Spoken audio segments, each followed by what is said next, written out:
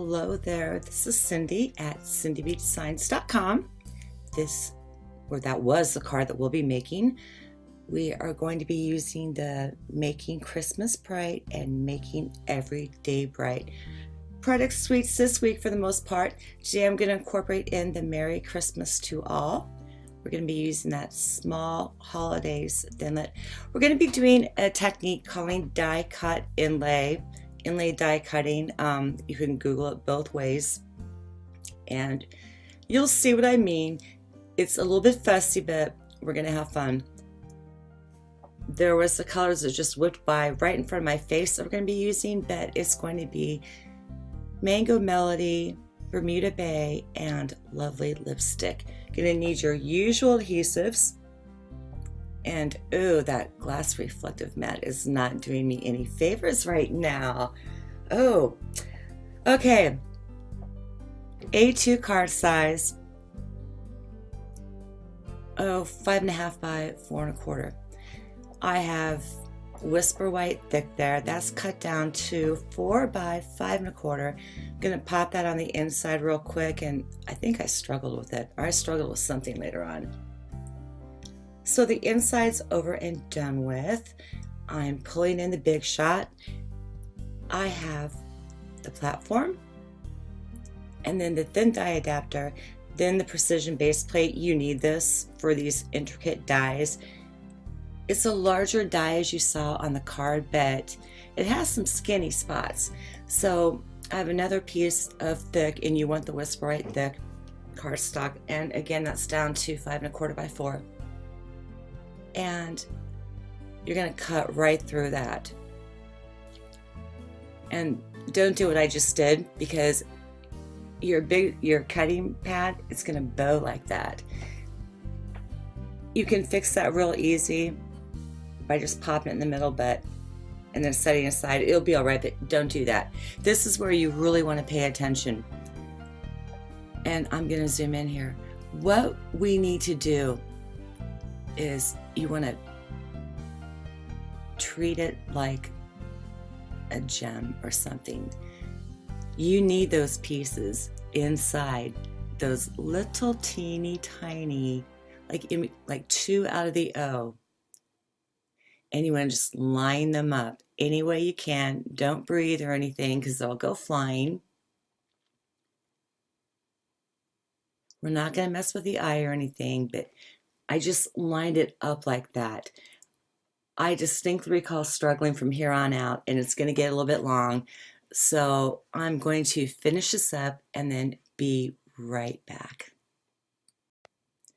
So now I've brought in my Frosted Floral Designer Series paper, lined it up with the back. I'm cutting off some excess, and this is where I kind of blew it in my sample card a little bit. And I learned those little teeny tiny crevices that you see where I'm applying the glue. You want those to go down, because when you flip it over, they're going to kind of stick up a little bit, but not in a good way, like you might want some foliage or something like that. But yeah, you want to get a good seal all the way around there. So I'm just applying dots. I prefer to put my Tombow in those little bottles. It's just easier on the wrist. So I'm getting that paper down real well, and I'm paying close attention to not blow my little pile up front there of my inlays I'm going to put in there. And take a good look, and there's going to be a huge difference. So that's the new Take Your Pick tool, and there's like Silly Putty on one end. And we're going to perform like a little surgery on this. And you can do this technique with like any die that we have in any catalog or anything, and it's great. So I picked it up with that little Silly Putty thing. I put some Tombow on the back, and I'm going to fill it in the loop on the bottom left for the H's to take up that space. And it's going to differentiate my my letters. So the O is not like this gigantic circle blob looking thing. And these pieces, they are painfully, microscopically teeny tiny. And it's almost neurotic to do it with something this small. I'll admit that. I will own that. But with this, it is so worth it. And it really doesn't take too much time. If you look at some of the other dies that we have, there could be some big time gorgeous cards. You can do reverse inlay die cutting, and that's something that I would love to show you. With that, you basically,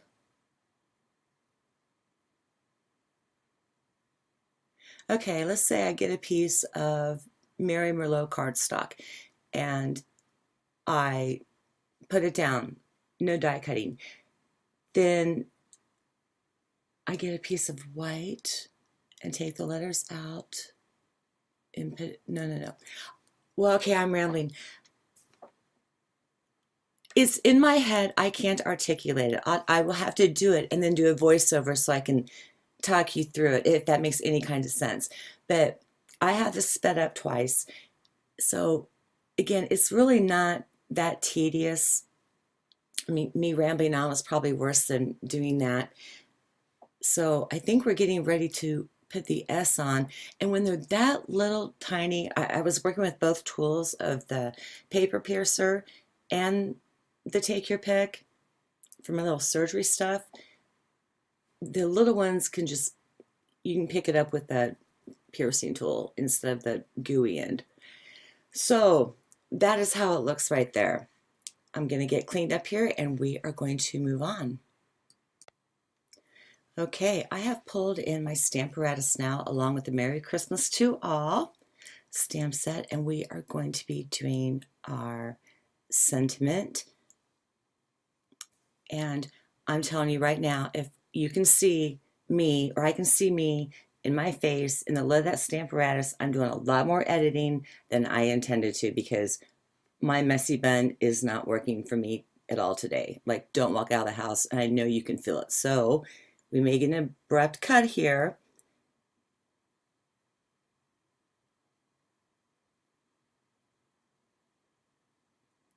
Okay, I was looking at the plate. That was where I was making sure everything was lined up. Okay, I have paper saving me there, so I'll leave that in.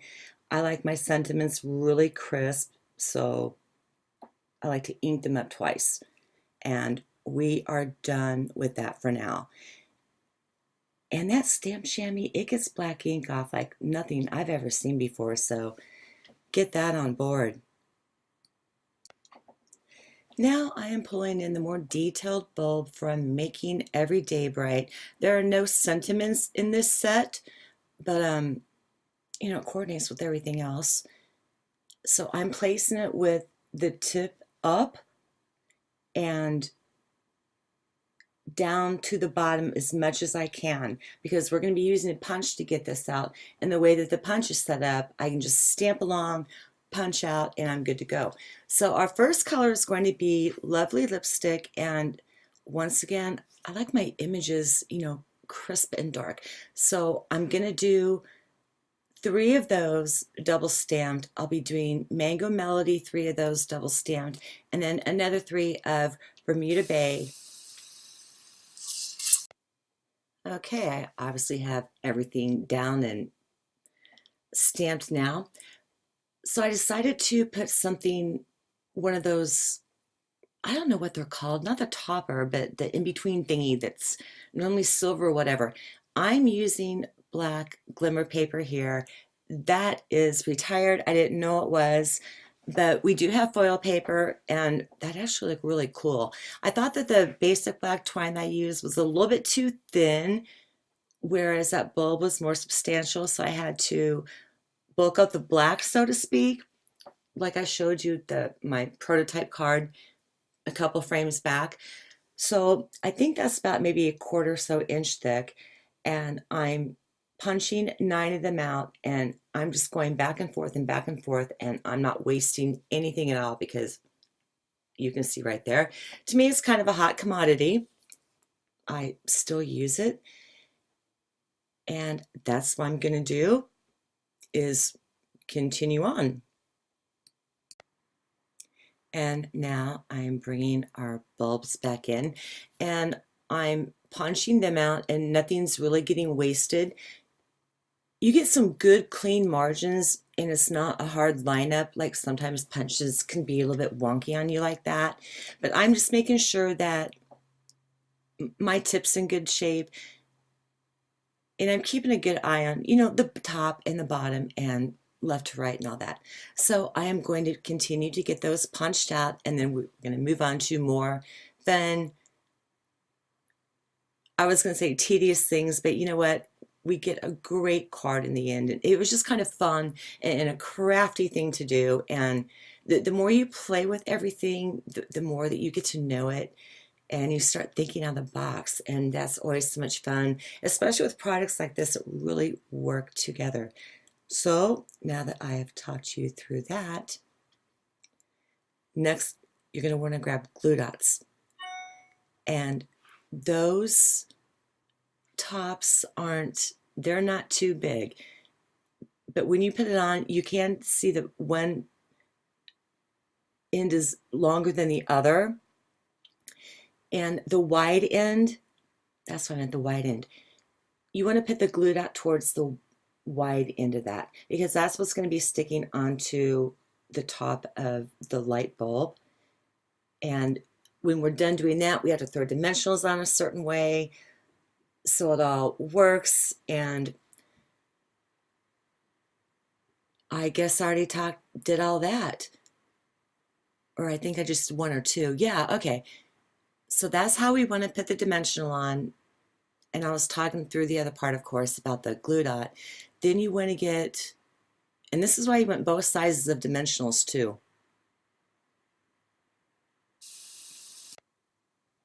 So as I was saying, you want to put the mini dimensional up at the top and the larger one in the bulb itself, the standard, then you're good. So we have the back of, or our front panel in to our card. I'm just rambling on here and losing, my train of thought. Ton of adhesive on the back because we got a couple layers there and I'm just sizing that up. Yeah, I have like an 1/8 inch all the way around. So we have that down. I'm going to pull in my punch, and there's how I have it on the back. And you're going to see me pull my punch in when I start to line those up because there's some weight on there a little bit and they'll have a tendency to bounce up. But you want to get everything arranged. And this is where I'm really kind of keeping an eye on the grid mat around me, my glass mat, the entire time that I'm working. And you'll see me straighten up the card every now and then to get it back a certain way, like that. And here's my punch thing, because I still have to put string through there, and I didn't get this like I laid down maybe the second bulb, and it was like, oh man, I gotta fix this. So I did. But you still have to put string up through there, and it's got to look semi kind of, natural, or the optics have to be there is what it boils down to. And but you have to be able to move it, and you want the tops with the strings to match up, and just, again, that visually pleasing thing to the eye. So I have them pretty much arranged the way that I want them to. I'm going to get them all down, and then we're going to come back and lay the string down. Okay, I have everything down now, and you can really see the holidays there, how that inlay technique really, it just looks cool. So I have my Tombow, and I squiggled a line of glue through there, and I winged it. That's pretty much what I did, because again, I have to get that string looking, and I have some wiggle room here too, and it's gonna dry matte. Excuse me. So I still don't have my voice back, so you're not gonna see it. And that line was just way too straight and it didn't look good. So you just want to play with it for a little while and get it to exactly where you want it to be. And after we get all this down and figured out, we are going to be pretty much done. You want to let it dry and don't mess with it too much, and then snip the ends off. I did not put Wink of Stella on those bulbs like I did the other card or anything like that, but there's some really cool dimension to this card, and it took a little bit more time than normal, but I just think that the dimension with the holidays in that inlay, and again, you can do that with any die cut that we have, no matter what, and it's just something new and fun to try. So there is our card. Thank you so much for stopping by to visit me today. Please feel free to leave a comment, hit like, subscribe. I'm at cindybdesigns.com. There's both of them, and you can tell the difference too between the sentiments. And sign up for my newsletter too. Lots of cool stuff coming up. And thank you so much for spending some time with me today. God bless. Take care. Bye.